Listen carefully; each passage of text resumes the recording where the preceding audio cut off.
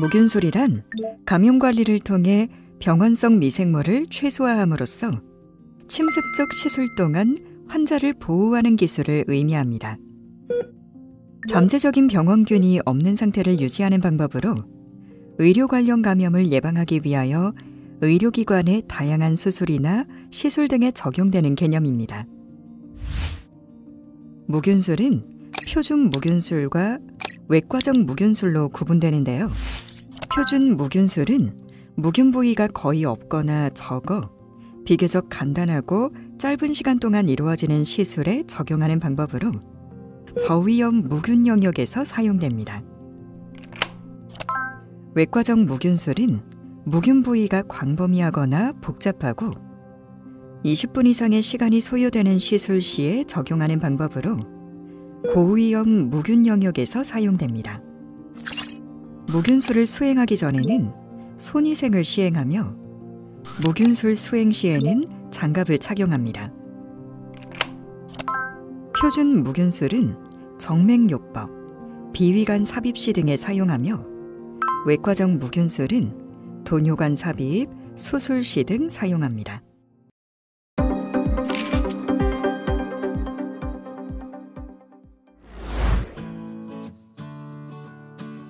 삽입기구 관련 감염의 예방은 무엇보다도 중요한데요.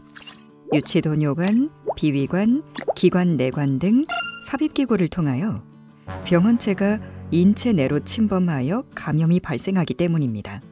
첫 번째로 유치도뇨관 관련 요로감염 예방 방법에 대해 자세히 살펴보겠습니다. 유치도뇨관을 삽입하는 경우 세균요가 발생할 위험은 매일 3에서 10% 정도씩 증가되어 2주 후 50%, 한 달 후 90% 발생합니다. 1개월이 넘으면 대부분의 환자에서 세균요가 발생합니다.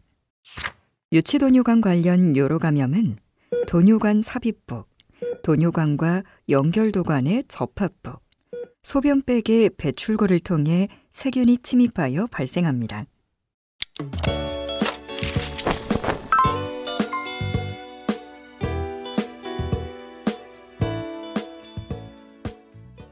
유치도뇨관의 관리는 어떻게 해야 할까요?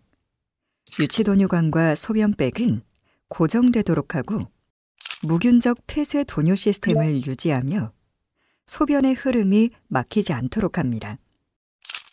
소변백은 언제나 방광보다 낮은 곳에 위치하도록 하고 바닥에 닿지 않도록 합니다. 또한 소변백은 4분의 3 이상 채우지 않아야 하며 유치도뇨관과 소변백의 주기적인 교체는 권장되지 않으며 감염되거나 폐쇄 시스템이 유지되지 않을 때 교환합니다.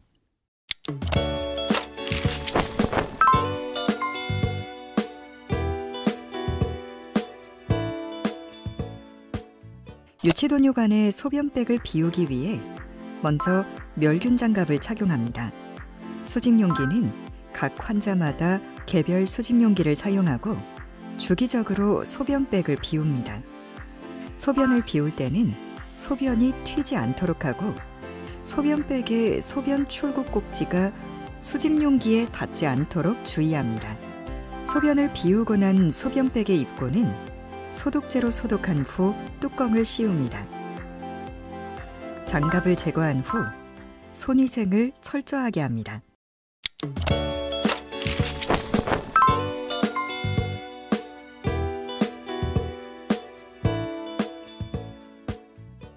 유치도뇨관을 보유한 환자에서 회음부 관리는 소독제 사용이 불필요하며 목욕이나 샤워 등과 같은 일상적인 위생관리로 충분합니다.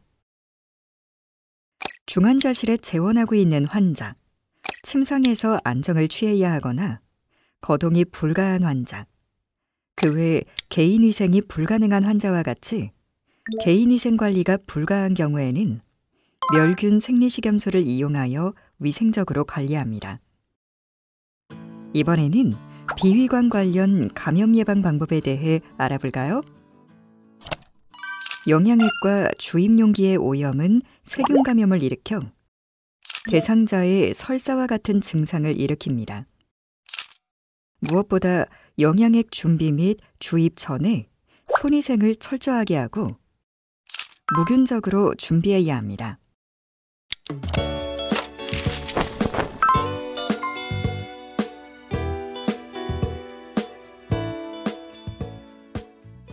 삽입된 비위관은 빠지지 않도록 고정합니다. 지속적으로 경장 영양을 하는 경우에는 일정한 시간마다 관리하고 간헐적으로 주입할 경우에는 주입 전과 후에 영양관을 관리합니다. 여러 가지 약물을 주입하는 경우에는 각각의 약물 주입 전후에 최소 15ml의 물로 관리하고 면역 반응이 정상적이지 않거나 중환자의 경우 특히 수돗물의 안정성을 보장할 수 없는 경우에는 멸균수로 관리합니다.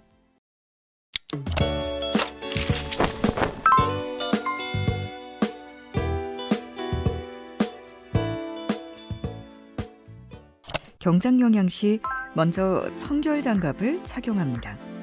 상품화된 영양액은 개봉되지 않은 상태로 실온으로 보관하고 항상 유효기간을 확인합니다. 경장 영양액은 개봉 즉시 냉장 보관하고 24시간 이내 사용되지 않는다면 폐기합니다. 영양액의 실온 노출 시간은 일반적으로 4시간을 넘지 않도록 하며 제조회사의 광고를 따릅니다.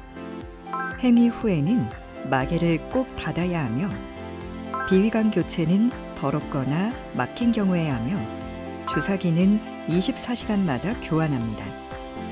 영양액 용기와 영양액 주입 세트는 재사용하지 않고 24시간마다 폐기해야 하며 주입기구 관리는 깨끗하고 건조하게 유지합니다. 다음으로 기관절개관 관련 감염관리 방법에 대해 살펴보겠습니다. 기관절개관으로 호흡이 이루어질 때 공기는 방어와 가습 역할을 하는 상기도를 거치지 않으므로 기관절개관의 감염 예방과 가습에 유의해야 합니다. 기관절개관을 삽입하게 되면 목은 이를 이물질로 여겨 점액물질을 증가시키는 반응이 일어나므로 주기적으로 흡인을 시행합니다.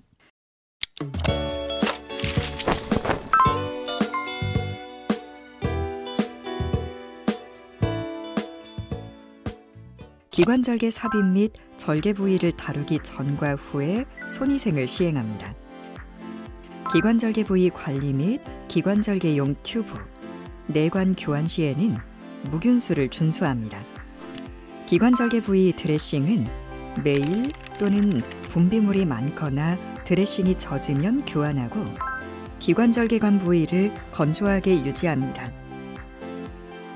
기관절개관 부위의 드레싱 상태 및 발적, 부종, 삼출물 여부 등의 감염의 증상을 확인합니다.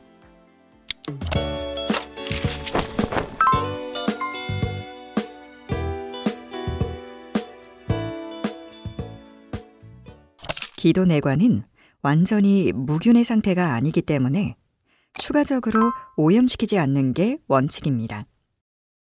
흡인 시 멸균 생리식염수, 멸균 장갑, 일회용 흡인 카테터, 멸균 거즈 등을 준비합니다. 먼저 손위생을 철저하게 하고 멸균 장갑을 착용합니다. 매 흡인 시마다 새로운 멸균 카테터와 멸균 생리식염수를 사용합니다.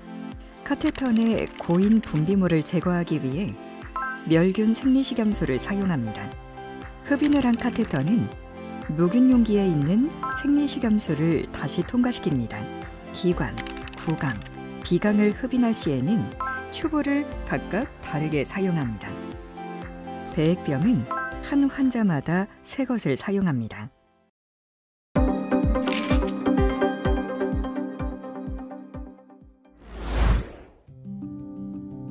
의료기관 내에서 미생물의 주된 전파 원인이 되는 것이 손입니다.